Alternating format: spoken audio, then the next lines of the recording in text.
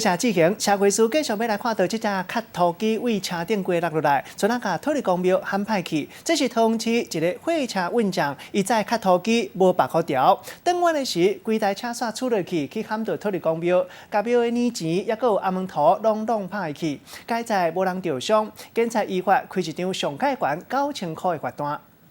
伫北京的路段，大货车开甲是真胆险，按倒边一驶，放伫咧车斗的卡拉机摇来海去，刷落来竟然规台出落去，卡伫边仔的土地公庙啊，一时间规个阴蓬蓬，路嘛袂通啊。后壁的轿车看到，随着赶紧拔去，啊若无缘无故，互人卡的土地公庙，更加是刚去。那个被撞掉了。